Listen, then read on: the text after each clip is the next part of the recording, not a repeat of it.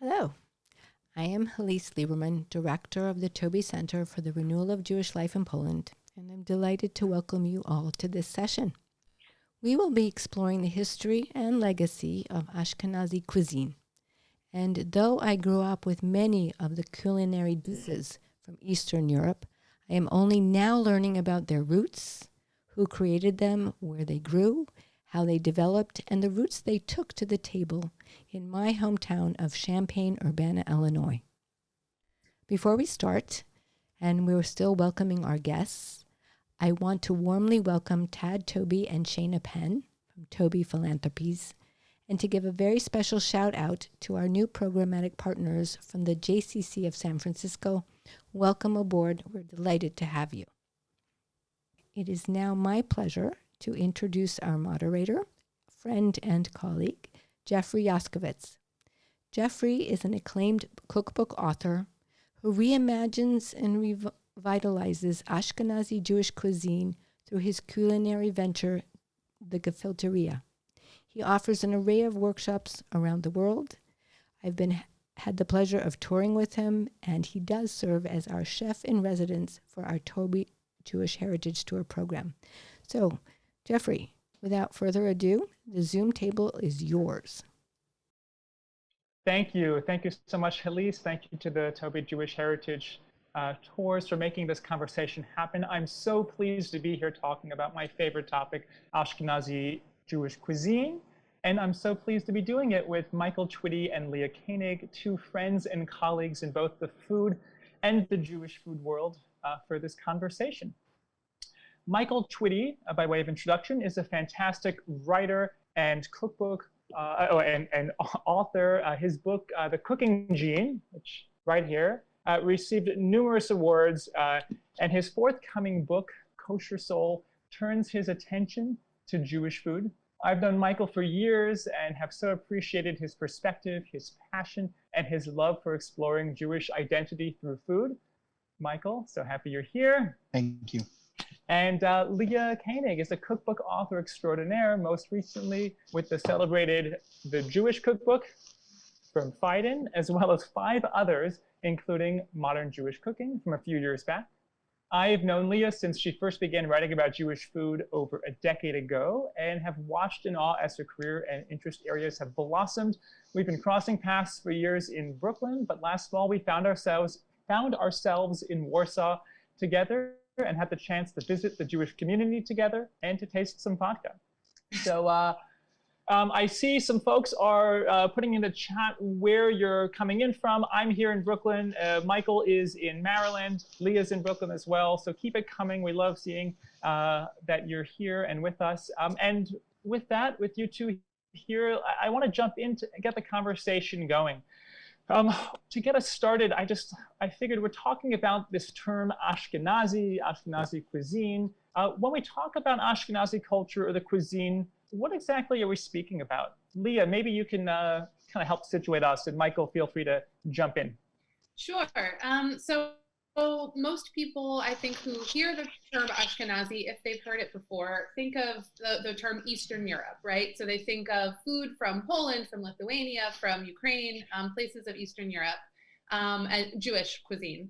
And that's true, but Ashkenazi food is also the foods of Central Europe, so Hungary and Germany and Austria, and it really started right at the nexus between where France and Germany, where Alsace, France and Germany meet, and kind of spread from there. So it's kind of it's become a bit of a monolith, I think, when you're talking, especially in America, about Ashkenazi cuisine, but it has all sorts of different segments, and that's why it's such a delicious cuisine. Leah, you've talked to me often about some of the unknown Turkish influence as well that's a part of the cuisine. I'm curious if you can tell us a little bit about that as well. Sure, I should have mentioned that. So another kind of angle of where Ashkenazi cuisine, kind of how it started or how it developed, is the Ottoman Empire controlled a lot of different places, and one of those places was Romania. So Romanian cuisine has a really big kind of Turkish influence. And so through Romania, kind of moving westward into Hungary and Austro-Hungarian Empire, you do see some elements of Turkish and Ottoman cuisine as well. You'll find things like, stuffed vegetables that comes from the Ottoman influence. You'll see things like halva, which we think of as being a Middle Eastern confection, the sesame candy, but it made its way through Romania to Ashkenazi cuisine as well, often made with sunflowers instead of sesame. Amazing. Leah, thank you. That's actually really helpful for situating us. Michael, I wonder if you could give us maybe your own definition of how you think of this cuisine that is Ashkenazi. I think of it in layers, and I think it's really important for people to understand that there is a lot of nuance, as Leah has clearly laid out, and it's geographic. It's also based on the literature that was produced in that arena, as well as what was brought. We're talking about more Yerushalmi than Bavli. We're talking about the influence of Italy as well, the Roman and post-Roman influence, as well as France and Germany. And as Leah said, these are places people don't often think about, or the sort of the Ottoman gate at the other side with Romania and Hungary and everything else. It's the one thing I want to just start off by talking about is just saying that unfortunately it's like Ashkenazi carries with it some negative rap, and it's Michael, we're gonna get there. We're gonna get there. Oh gosh, I don't want to do that to you. Don't you worry. Yes. I promise you, we are gonna get there. But okay, listen. This is helpful. Michael and Leah, a lot of people think of Ashkenazi food as just, a pastrami sandwich and a knish at the deli in New York City, right? At best. At best. So I'm appreciating these layers. Before we move on any further, I just think, you can't have a conversation around Ashkenazi food without hitting some of the greatest hits. So just for situating us, what are maybe the quintessential Ashkenazi dishes that you might think of, and a few that are maybe the ones that get pushed to the side? Just because I don't think you can have a conversation about Ashkenazi cuisine without someone asking to talk about pacha, which is a calf's foot jelly, very garlicky, a gelatinous meaty dish. You need to talk about pacha. What are a few other just dishes, Michael and Leah? Would love to hear from you. What are the ones that are resonant for you? Michael, do you want to go ahead? I'll drop a few. Kasha Varnishka is one of my favorites. I think that we have to say Gefilte Fish, even if some of us don't want to say it or think about it. We have to talk about kishka. We have to talk about Jeffrey, what's the name when you have the herring, the black bread, the apple, and the potato kind of like salad thing? There are various different names, and there's the Polish names throughout. Depends on where you are in Eastern Europe. But what you just said, beautiful. Apples, herring, our rye bread, like this. Oh. Key ingredients. Yeah. Yes. And I would say, what you kind of consider quintessential Ashkenazi cuisine depends on whether if you're talking about the food that was eaten in Europe or the food that has become Ashkenazi cuisine in America. Right. I grew up eating Ashkenazi cuisine, meaning brisket, which wasn't really eaten all that much in Eastern Europe. Potato latkes, which were matzo ball soup, chopped liver, things like that. Simis, which is that wonderful and sometimes very gloppy and delicious medley of root vegetables and sometimes flank and meat and sometimes not. And sometimes prunes. And prunes. I love a prune. But but there are lots of dishes, things like the quintessential bagel, lox, and cream cheese that is absolutely part of the Ashkenazi canon in America, but was never ever eaten. Never did a bagel and cream cheese and lox mix in Europe. Right. So it's just again one of the many layers, both geographical and time. Well, and it couldn't have, because the cream cheese was developed here in North America. So, but I'm so glad you brought in the distinction between the European and the North American cuisines. We'll get to that shortly. Michael, I want to, we talk about geography a lot. We talk about this place, Eastern Central Europe. influences from all around. When I went to Poland for the first time in the summer, and I saw that it was warm, and I'm used to thinking of Polish or Ashkenazi Jewish foods as winter foods, and I went to visit these farms, and I was amazed at the produce. And I know you think a lot about this, about the connection to ecology and environment and how it shapes Ashkenazi cuisine and culture. I just want to know if you can speak to that quickly. Sure. I mean, it's all about how do you preserve the seasons? I mean, people didn't have all this abundance of fruit around them and not make compotes and not make drinks from them and not make other things that could be fermented or dried or preserved, all that color. I know a lot of people think of Ashkenazi food as gray, brown, black, and white, and with a little bit of green or something every now and then, but that doesn't speak to the seasonality of the place. And it's almost like this willful amnesia of the aspects of the land and the environment, the rivers, hunting for mushrooms, the trees, the orchards, the gardens, that has to kind of be brought back to life before we can actually have a proper discussion of this food as a cuisine, because so many people think of it as the food of the tenement. They think of it as the food of the starving shtetl. They think of it as the food of the beleaguered ghetto, or they think of it as the food of the suburban synagogue, not the food of the waters, the lakes, the Silk Road, the Crusades, the movement of Jews from place to place, searching for a home in exile, but also making the best of that home while they were there. So, and also joy, the element of Jewish joy that's inherent in cooking and in feeding each other. So I just want people to think about those things because it's kind of fascinating. Jeffrey, if I may, I was at the zoo in Basel, Switzerland, and I had this moment of absolute clarity. We have this beautiful European river exhibit, and I'm thinking I was counting which fish were kosher and which weren't. So it was a lot of fun, but it was also just like reimagining something that doesn't often get talked about, is how people relate to their surroundings. And this is something I'm going to want us to get into as we talk about translating a cuisine from one continent to another, and from one ecology and environment to another. And so thank you for laying that out so beautifully. I do want to just say I'm seeing amazing chats of different dishes that we have not mentioned, from kugel, potato, to noodle, to cholent, which might be the most important Eastern European Jewish dish to talk about, at least because of its Sabbath constraints that shaped it. Chopped liver just popped up in the chat here. I see some people saying bow ties don't belong in kasha, referring to kasha varnish. Because one thing's for sure, that there is such a strong connection and association to so many of these dishes. So thank you, everyone, for please continue. Borscht question mark. We may not even be able to get into whether or not where borscht plays a role in Jewish cuisine, but of course, could you imagine Ashkenazi Jewish cuisine without some kind of borscht?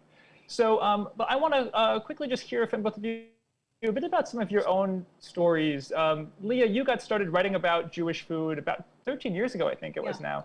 Now you write about Jewish cuisine from around the world, but I know you started with Ashkenazi, and you grew up in the Midwest.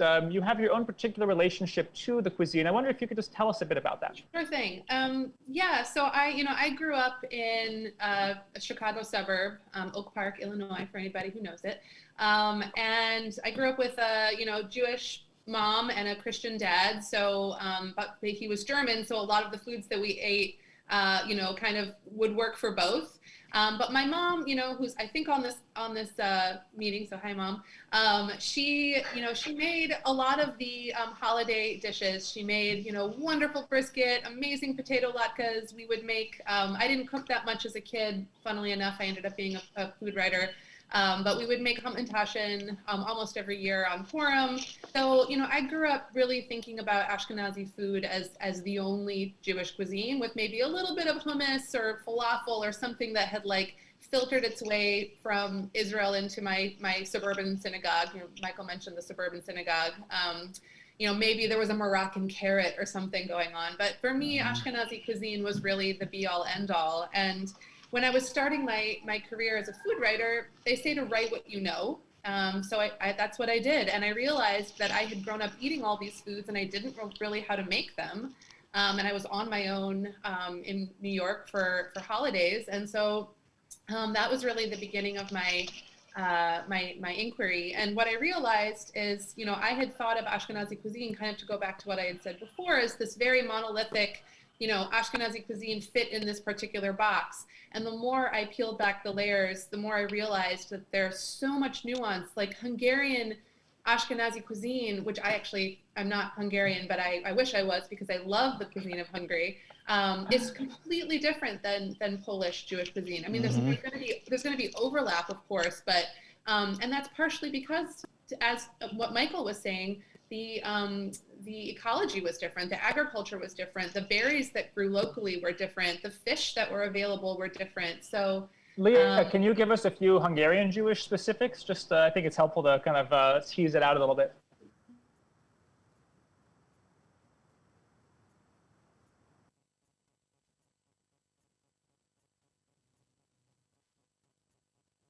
and I'm not saying that correctly, but it's basically sour cherries that are boiled and stirred with sour cream, and it's this kind of sweet and tangy, and it's just the most delicious effervescent soup. It's the opposite of what Michael was rightfully saying people think of with Ashkenazi cuisine. It's not brown, it's not heavy, it's light and effervescent.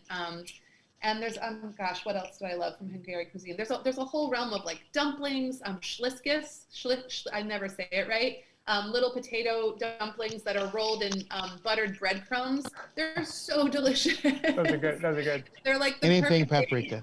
I made those for the first time last year, actually on our tour, the Taube Heritage Tour, and they were very special. They're like Jewish gnocchi. I mean, they basically are the same thing. They're a potato-based dumpling. But again, you wouldn't really find those in other parts of Jewish cuisine. Maybe, I know Czech Jewish cuisine has a lot of dumplings as well, but you wouldn't necessarily find them in other places. I just want to shout out my favorite flodny or floatin, the layered pastry dish with layers of poppy seed and apples, cooked down, and a lekvar, plum lekvar, and you bite, and the what's her name, Rachel's flodny in Budapest is like the best that you can ever eat. And the other thing, when I was in Budapest, everyone told me you got to try Jewish egg. You've got to try Jewish egg, which it turns out is just egg salad, but with schmaltz, goose schmaltz.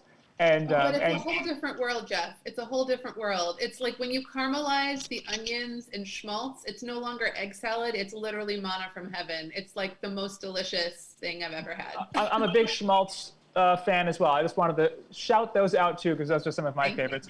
Thank you. Leah, thank you for sharing that. And as a Midwesterner, when you moved to New York, did you have to, did you pronounce certain Jewish dishes in Midwesterny that you had to then correct? Do you code switch?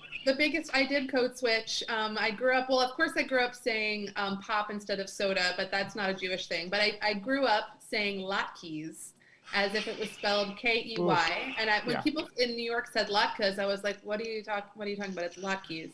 So don't worry, I've changed my ways. Well, we're happy to have you here in New York pronouncing latkes correctly, Leah. Michael, what's your Ashkenazi food connection origin story? I would just love to hear that. So my home synagogue is very pan-Sephardic, Moroccan, Tunisian, Persian, Syrian, etc. And I started to learn, I've grown up with American Ashkenazi food my entire life. Let's not pretend we live in bubbles. You don't have to be Jewish. You don't have to be white to like raw bread. Hey. So that's another element. But reference to Levy's rye commercials for those of you who may remember. The very famous ad that had a young black boy that we Jews of color now reclaim as our own. But for real, my mother, blessed memory, grew up with German Jewish food in Cincinnati, which was very prominent. It was one of the three prominent cuisines. You either had Black Southern, White Appalachian Southern, or you had German Jewish. That was Cincinnati some years ago. And the reason, how did this impact other communities? Well, it impacted other communities because the German Jewish bakery in Delhi were the only food institutions that were open on Sundays. So where do you think people went to who had a little bit of money to spend after church? They went to Jewish establishments.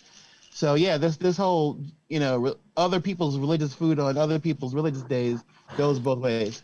But for me, Sephardic food is very beautiful and very interesting. Also was very familiar. When I say Sephardic food, I do not mean to put a blanket over all the traditions, because they will argue real fast over what spice, what salad, what fish, whatever, what dish. But beyond that, looking at Ashkenazi food, I started to see something beyond the American stuff, and that was, of course, reading lots of Faye Levy, lots of Joe Nathan, and lots of Claudia Roden, and also reading those core texts about Life is with People was one of the biggest influences on me, and I wanted to go beyond that window into the homes of the people and find out what they were eating. And so while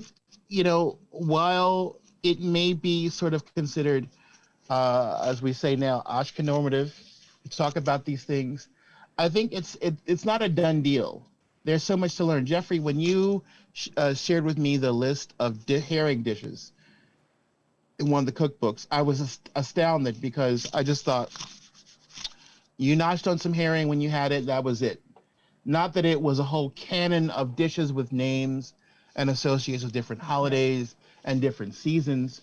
And I guess, Michael, just to let everyone know that this was a cookbook, a Lithuanian Jewish cookbook when I was in Vilnius, and there was a whole chapter on herring, and there were over 25 or 30 recipes of just herring dishes. And in Lithuanian Jews are famous for their chopped herring, but they have stuffed gefilte herring and other all these herring variations I've never seen before. My family is Polish Jewish, so that was just not the herring. We had herring in cream sauce or herring in red wine sauce, and matjes herring was something that I only discovered a little bit later. But interestingly enough, or schmaltz herring, those are things that I discovered as an adult more. But I was blown away by that. But I just wanted to contextualize that, Michael. No worries. And that's important to do, because I think people think that, I think everybody thinks when you're in your own bubble that you know it all, that you have all the keys. But the importance of knowing different food dishes is this: they each have a very explicit story and human narrative attached to them. So it's not just about the food; it's about the people. It's about where it came from. It's about what it tells us about relationships that are outside of our idea of what happened. I mean, the past is always colloquial and discretionary. It's not. There's a danger in having one narrative. And I guess the linchpin with me for this connection was noting that as I delved deeper into the sociology of Jewish food in America, I noticed something.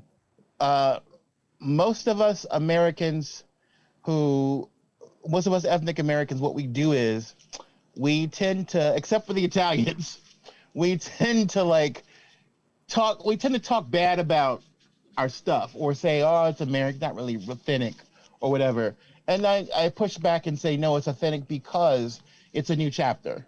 Mm-hmm. If you think, it's inauthentic to be the old chapter, the new chapters.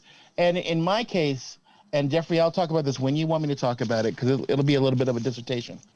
It's just the relationship between the idea of Ashkenazi food as shtetl and ghetto food, and African American soul food, and the class and power navigations of both of those cuisines. Some people love them and embrace them because they feel that is quintessentially us, and some of them discard them because of negative attitudes about those cuisines.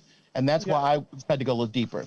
Well, I'm excited to get to that soon, but I actually want to hear from both you and Leah about this journey that Ashkenazi cuisine took from its origins in, I mean, if you can call them origins, obviously it's something that kind of was cobbled together from different places, but from Central and Eastern Europe that traveled around the world. I'm curious how Ashkenazi food evolved in different diaspora communities and how it's represented around the world today. would love to hear from either of you about some thoughts on that. I know that, Leah, you have specific experiences with Ashkenazi cuisine in a few particular places in the world. Yeah, it's so fascinating.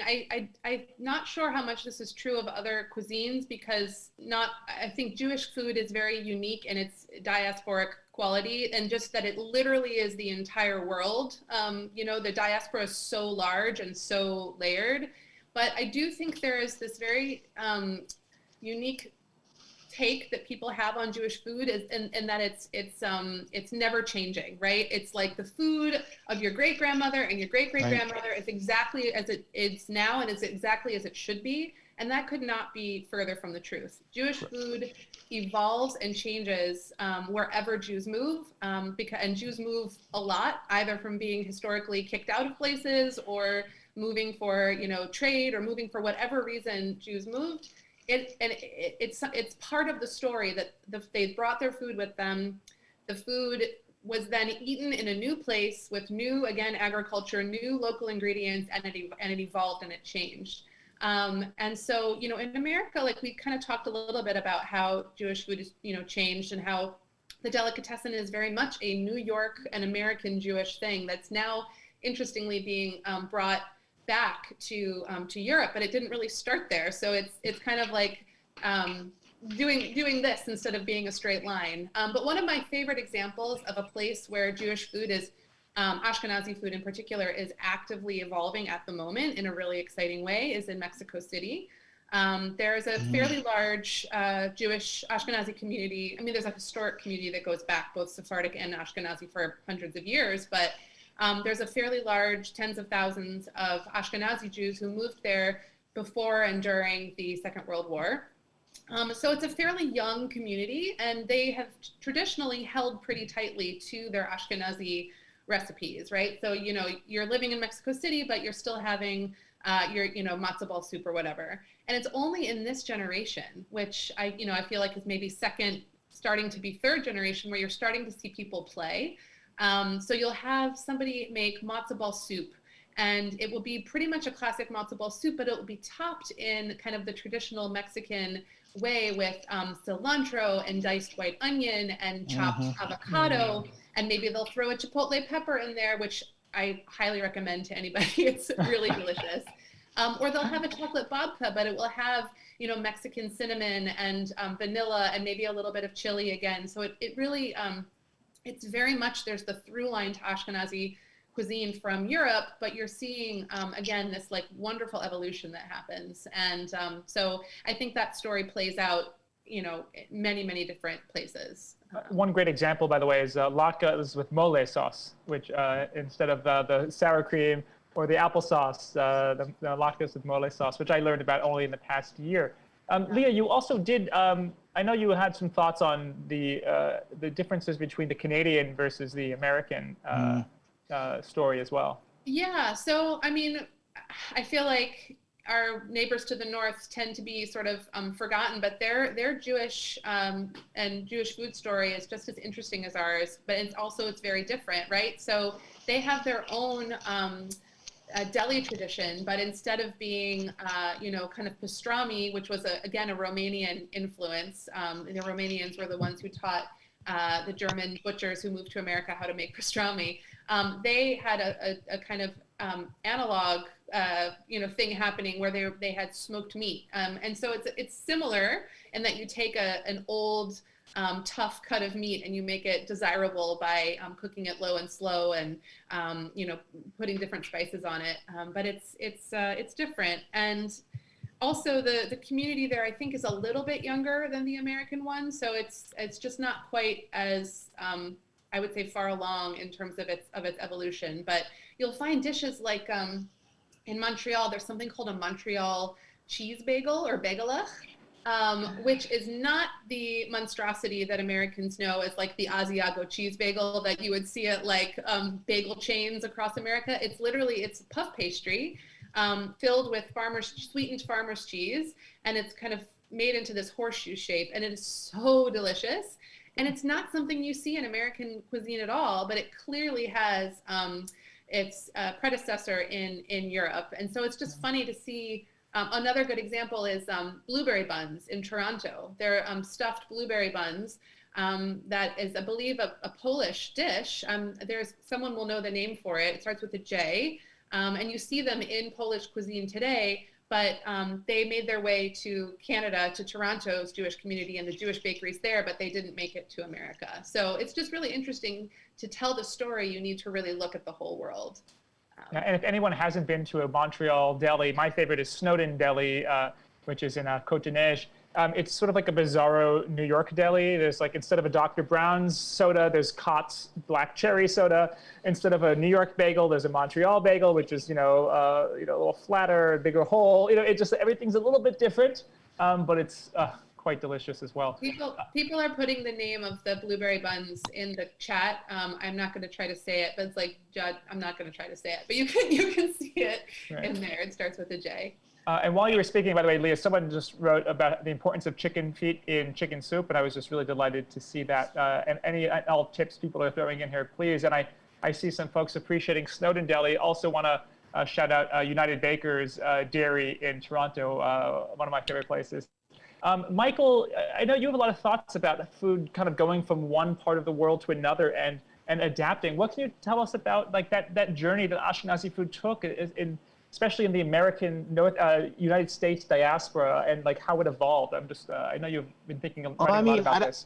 I don't think that you feel it until you go to another place, like London, and you have salt beef. And you're in Golders Green. There's another neighborhood that I'm thinking of as well. And you visit like their version of the kosher-ish or kosher deli.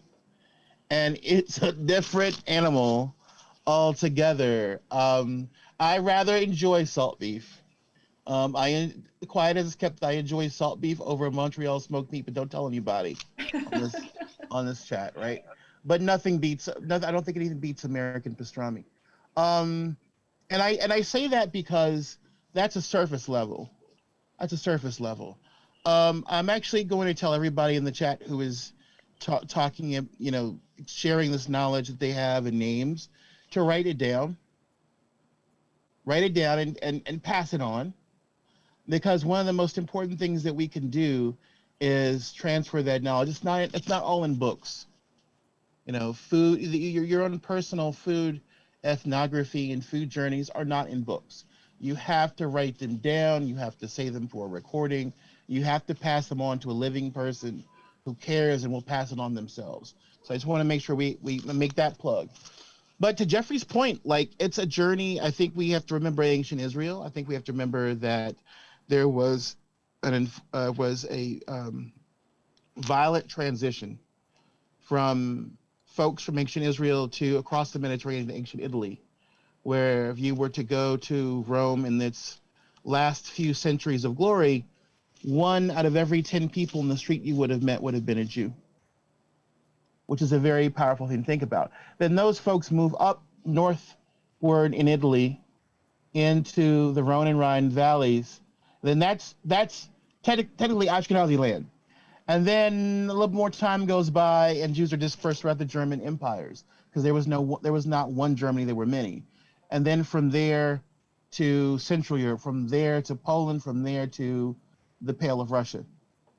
And that journey is important because every time you accrue a level of different experiences, especially the Silk Road. The Silk Road, as Leah made it kind of plain, there's the Ottoman Empire, there's the Silk Road. Everybody has a stuffed something recipe on the Silk Road. When I taught the Silk Road to our young folks many years ago in 6th grade in a huge conservative synagogue, they were fascinated by the fact that carp had to travel with people, and that somebody had to have a carp in like a leather bag filled with water, and every stop they put the male and the female carp out, they do their thing, and all of a sudden the rivers would be full of carp. And you could trace those Jewish trade routes by where the carp went. And of course, we read the story about the carp in the bathtub and all that. But that carp is Asian. The carp didn't belong in Europe. The carp is an invasive species that we brought so that we could have gefilte fish. And then you have to attach that narrative to the narrative about fish, the Leviathan being served at the banquet in heaven at the end of time. And that connects to the idea that women, Jewish women, through the techinot, the techinas, their prayers, through their marketing, their role as marketers and entrepreneurs, their role as cooks, their role as housewives, were essential in both connecting the outside world to these little stedlach, but also connecting the world of the living to the world to come. So it's very deep stuff. And then you get to North America where those carps go in the bathtub and the geese go in the basement. Poor geese. And all that good stuff. Bathtub in Europe as well. I just want to What'd you say? They were in the bathtub in Europe as well. Hey, how did anyone ever get clean? Oh my God, the way they had these aquariums, I don't know. But that's so fascinating because it's just like, it's adaptation. It's the human will to figure out a way to enact one's culture and give life to one's identity. Yeah. Okay, we finally got here. I'm curious, both Leah and Michael, why Ashkenazi food? Why does it have such a bad reputation among Ashkenazi Jews in the U.S.? And how do you think that fits into perceptions of Eastern Europe by American Jews? Leah? It's something I think about a lot. I feel like I had a bit of cognitive dissonance growing up because I grew up eating, thanks mom, really delicious Ashkenazi food and, ethereally crisp latkes and really succulent brisket. But at the same time, I grew up hearing that, in comedy albums and in books and wherever that like Jewish food was hockey pucks. The blintzes were dense and the Gefilte fish was bland and I think it has something to do. I think it has a lot to do with the fact that Ashkenazi cuisine in America was kind of growing up in the same time that American cuisine was having one of its lowest moments, right? It was in the time of processed food, the time of convenience ingredients, the time of, kind of mid-century, just like people not wanting to really cook. And I think there was also a little bit of American Jews of a certain generation, my parents' generation, of wanting to kind of put aside their Jewishness and become Americans, right? So there wasn't this celebration of or exploration of the past. It was almost a pushing down of the past. So I think those two things kind of happened at the same time, and Jewish food was sort of the victim of it. Ashkenazi cuisine was the victim of it. And it's really sad because, yes, a lot of traditional Jewish food is cooked for a long time, and that's by design because Jewish law says you can't actively cook on the Sabbath. So there had to be a lot of dishes that could cook really low and really slow in an oven that had been set before Shabbat. And so, you have these stews that are, these cholents that are, very, very thick and sludgy. I happen to love it. And you have kugels that have baked overnight and have these deeply caramelized to the point of being burnt edges. Again, I find it delightful, but I know some people would look at that and say, it's food that puts you into a coma. It's food that gives you great, cholesterol problems. So what's been heartening to me is to see how this generation of younger Jewish American chefs has really said, okay, we reject that Jewish food is a joke, and we reject that Jewish food has to be the brown, beige, bland, whatever paradigm. And are really kind of exploring the fresher, the brighter, and the more kind of nuances of the cuisine. So, thanks, Leah. Michael, do you have any thoughts on this subject? Yes, it's really funny because I have the advantage of being, as many people are, intersectional and multicultural. So I've grown up with two narratives. One is Jewish food is bland. Jewish food, meaning Ashkenazi food, is bland, boring. Neutral colored, not that great, with also soul food will kill you. Both are very bigoted. There's bigoted as MSG is a Chinese plot to harm us all. I mean, it's just part of it for me. Everything Leah said is correct, but part of it also for me is that people put their isht on their drek onto the perceptions of food.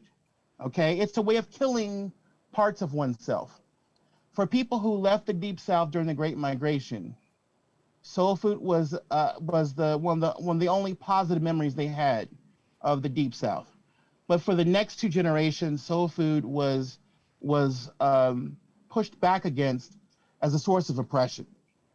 The same thing happens with Jews coming to America. Oh, you're eating that garlic. That's not civilized to eat that much garlic. We think that's funny, but look at 97 Orchard. It talks about how the social reformers criticized the Jewish diet. You know, too much garlic, the kids are going to get dumb. They were criticizing garlic almost as vehemently as the Spanish Inquisitioners criticized the Jewish consumption of garlic. In other words, people will come at you with their "I don't like you" by your food. And sometimes it gets internalized. I mean, of course, some people, like, much like African American folks who were grand culinarians, the idea that, you know, this Western food with all its, you know, French style food was much more superior, more civilized to what we were eating. You know, same thing with Jewish food. You know, you'll see there's an incredible book everybody needs to read called The Wonders of America. And it talks about how the food, Wonders of America and 97 Orchard are two key non-cookbook texts that you need to have, both written by very studious women who have gone in and really gone deep. And 97 Orchard talks about German and Polish Jewish foodways in the same tenement. And Wonders of America talks about that transition from the tenement to the suburbs, and talks about how the people serve food in the Borscht Belt, how food changed in the synagogues for banquets, for bar mitzvah, or for weddings, or for funerals. All that stuff is there. But for me personally, as I write Kosher Soul, one of the things that I'm really focusing and honing in on is this idea of the plantation, the South. It was all horrible. It was all awful. If you eat that food, you're just bringing that back. Versus, I'd rather forget about the shtetl and the ghetto and the places where we were murdered.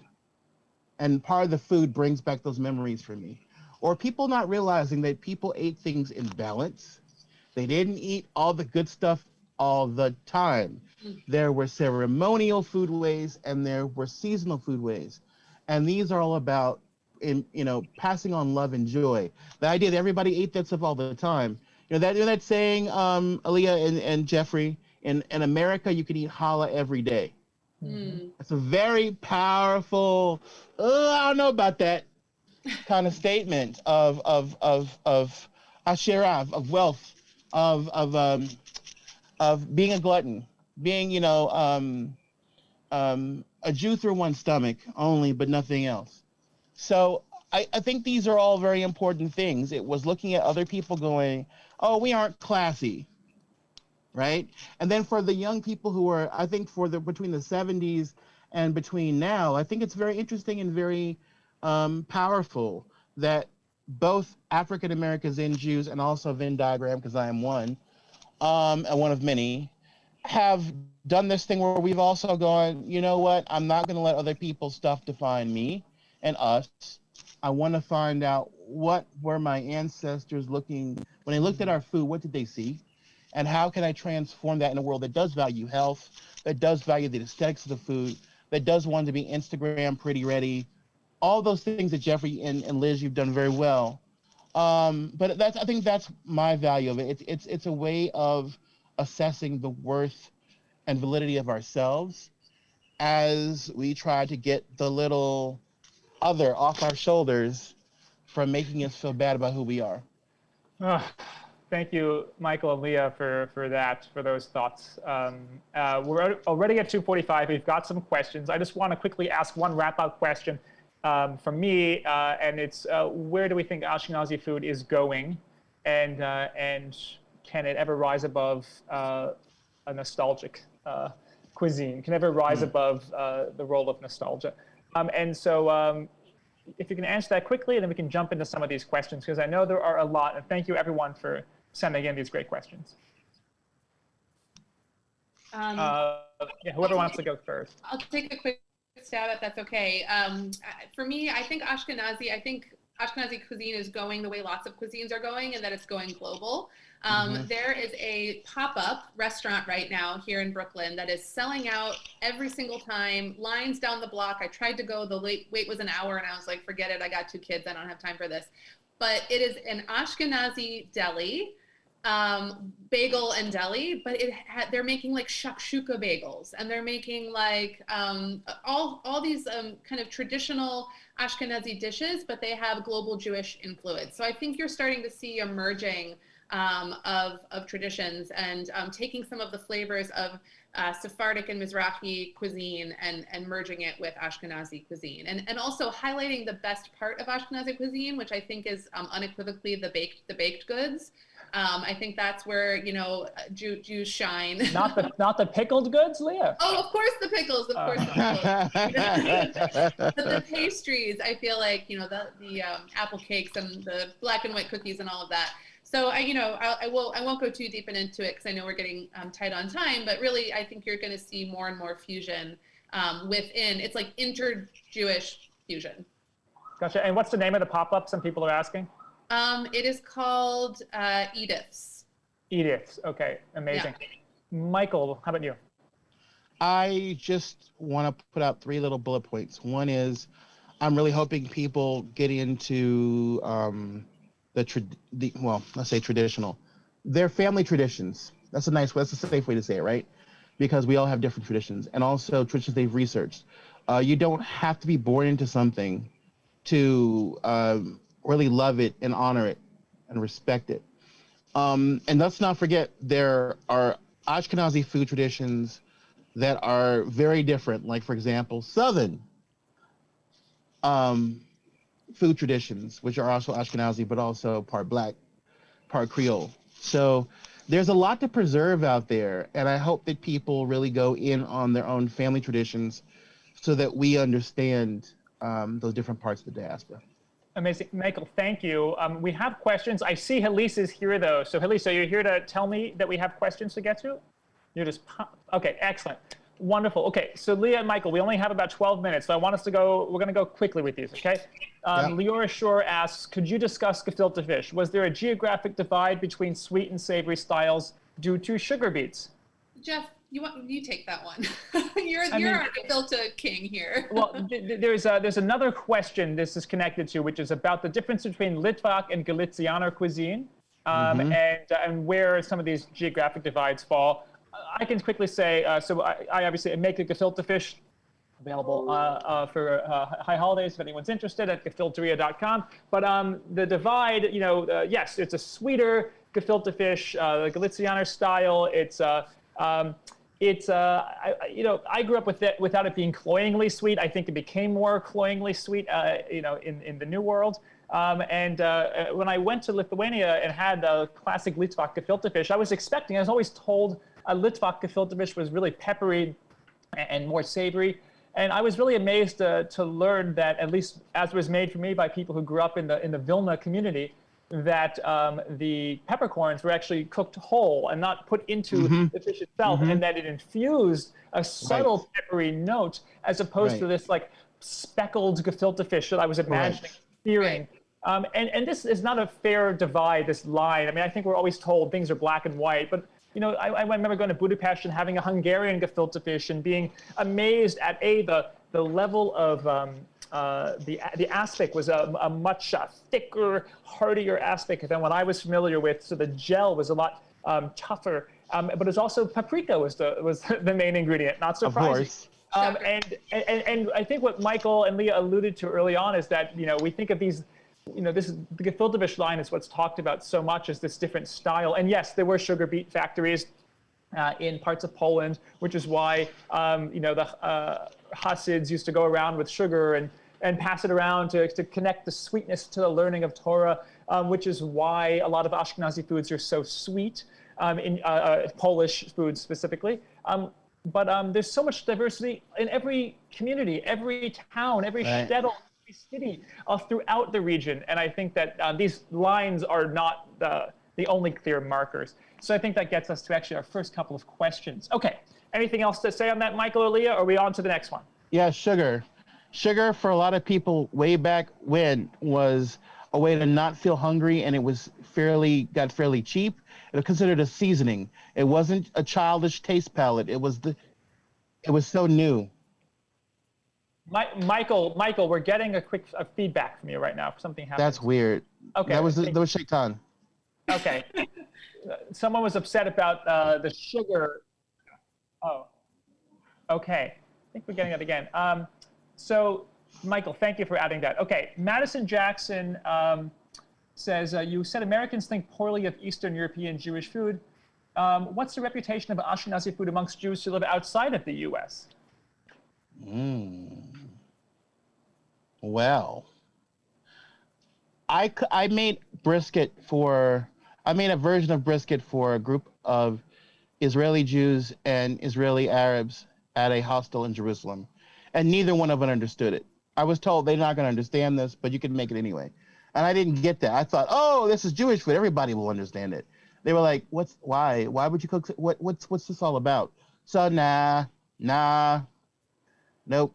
I think it's that, or it goes the other direction where there's almost this like adulation or like it's this iconic. I'm thinking about traveling in places like Berlin recently.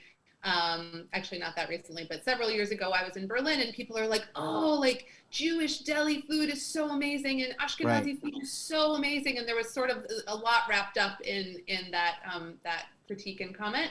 But I think it either is like what, or it's a opposite end of the pendulum. Yeah, right. I'll say quickly to this. Some of the places where I saw Ashkenazi food most appreciated was when I was in Australia, South Africa, Zimbabwe, where these were real strong connections. In South Africa and Zimbabwe in particular, it was a Lithuanian Jewish cuisine, and it was there was a real pride in it in a way that I didn't expect. I have family in Costa Rica, actually, where Ashkenazi food is celebrated as well. My cousins in Israel, though, they all laugh at Ashkenazi food. All my cousins somehow married Iraqi partners who do all the cooking, and often Iraqi men, interestingly, like they do all the cooking. And so Ashkenazi food just gets made fun of by my cousins, except on Sukkot when it's kreplach season. And the entire family, all of the women go and make with the matriarch of the family kreplach together. And they speak about kreplach as if it is like like a foie gras, as it's the most special food you could ever eat. And it was never that important to us here, for my family at least. And so I always appreciated that as well. But I think depending on where you go, you're going to see these different experiences and stories. And I'm sure many of you have been to other places where there are conflicted feelings about Ashkenazi cuisine. Okay, Jeanette Lerman says, all cuisines are based on locally available ingredients and geo-specific preparation methods. Jewish food borrowed liberally from surrounding cultures. Can you please speak about intercultural dialogue? Okay, can I handle this one for half wise handled Leah? I think, yeah, I'll do, but here's the deal. We had restrictions. It couldn't have a cherry with an ant in it. You get me? You couldn't just you had to inspect those cherries. You had to have, with milk.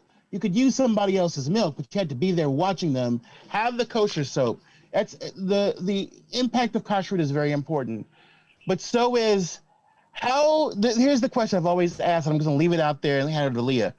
How do you have this cuisine that's based on limitations that are imposed by the culture, by the religion, and yet it borrows so liberally from others that you don't live with, that you're not supposed to live next to, that you're supposed to be separated from, and yet you have much of their culture with serious edits. Poland and Morocco, the same deal. A lot of the same dishes, but there's some very serious edits. And they're not just kosher edits. They're edits of flavor. They're edits of season. They're edits of preference that are in both of those cuisines. So how do you have this? My magic question is, how do we get the recipes if we weren't supposed to be mingling and eating next to our neighbors? Inquiring minds want to know, Leah. Well, I love that question. And I have to say, I really do think, you see this in America too with people who say they hate certain cultures, but you see them eating their foods, all the time.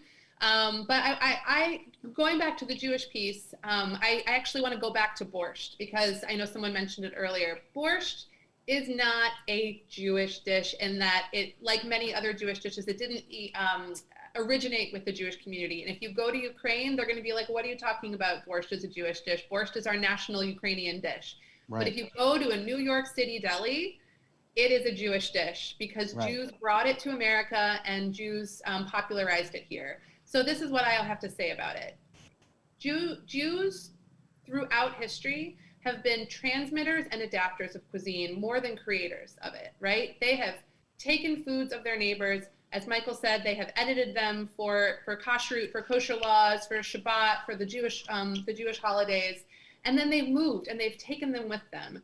So it's a different than saying like French cuisine, where you have this geographically very like bound cuisine, and it's more that Jews are again transmitters of the cuisine, and I don't think that's a negative thing. I don't think it has to get political, and I don't think borscht being Jewish takes away from borscht being Ukrainian. It just expands it. It's about meaning. It's about meaning. Yes. Yeah. Foods that have developed cultural, religious, familial significance to a group of Jews become Jewish food, but it doesn't take them away from being what they were before. It just expands. Yeah, I think it's also worth noting French cuisine borrowed heavily from its surroundings. Try to talk about definitions of borscht in all parts of Eastern and Central Europe. It gets complicated. Who owns the pickle? There's a question about authenticity that's here that I would love to get to. We're not going to have time for that. I'm going to ask both of you, Michael and Leah, quickly what you're going to make for Rosh Hashanah. Before I do, Michael, where can they find more about you if they want to after this talk? Kosher Soul on Twitter and The Cooking Gene on IG. Amazing. On Instagram. And Leah, where should people go to find out about you? They can go to my website, which is just my name, leahkoenig.com, or on Instagram at leah.koenig. It's in my my name on this talk. Amazing. Wonderful. And you can, of course, go to jeffreyyoskowitz.com to find out more about me and my work, and at Jeff Yosko on Instagram, or at Gefilteria. Michael, Leah, what are you making for Rosh Hashanah? Have you even thought about it? Are you able to have anyone over? This is a crazy time. Maybe Michael first, because I know you have a time crunch. Yeah, I invested in a very expensive piece of bison, so I guess I'm having bison. And I don't know if I'm doing like some kind of like spicy bison, like, I call my cuisine Afro-Ashkenazi in my house. So it's going to be some kind of Afro-Ashkenazi bison with some seasonal vegetables, no pumpkin on my table, sweet potatoes only. Thank you very much. Michael, Maddie asks, are you making a bison brisket? No, it's a flank. But bison brisket costs too much for one person to have to nibble on it for 8 weeks. That's a whole other Jewish holiday, so that's all I got. Thank Michael, you, guys. Thank you, Michael. Thank Leah, you. what about you and your Rosh Hashanah table? So we're a small table this year. It's just going to be me and my husband and our 2 kids, and one of my kids is 17 months, so she's not eating too much yet. But I'm definitely going to make my mom's chicken soup. That's something that everybody reliably eats, and it's the best. It's golden, and it's just like the ethereal, perfect pot of chicken soup. I will most likely make the Hungarian jam kugel, another Hungarian dish. It's a noodle kugel with pockets of jam and poppy seeds in it. I love it. And I think I'm going to also make the harissa honey chicken thighs from Sababa, Adina Sussman's cookbook. I've never made them, but I love that cookbook, and I thought I would give those a try. So we're going to stay away from brisket this year because we just don't have enough people to actually eat it. It's probably the case for many of us. I'm sure many of our plans are all being affected. I want to just thank you, Leah. I want to thank everyone for attending, for joining, for your questions, your comments, your notes on how to make a great chicken soup. Thank you so much. I hope everyone has a Shana Tova. Halise, is there anything else you want to say? I would love to say it. I think you're leaving us all wanting much, much more of this conversation, not to mention the recipes and the food that go with it. I want to thank Jeffrey for moderating and pulling us all together, Leah for joining us, and Michael, I'm sorry you had to leave, but your conversation was inspirational. I wanted to say that you've left us with much food for thought, but I'm looking at this chat and everyone is now hungry, which means that you've really inspired them to think a little bit about their own nostalgia, their own tables, and you're making me think about what kind of menus I should start putting together for my Rosh Hashanah table. As they say, there's Torah and there's Kamach. They're the sort of, let's put it in the terms of our conversation tonight. They're the laws, the recipes, and there's the flour, the ingredients. And all of you have really given us both the Torah and the Kamach, and we are thrilled that you've joined us, and we hope that you'll join us again. I would like to say to all of our listeners and supporters, thank you very much for joining our table.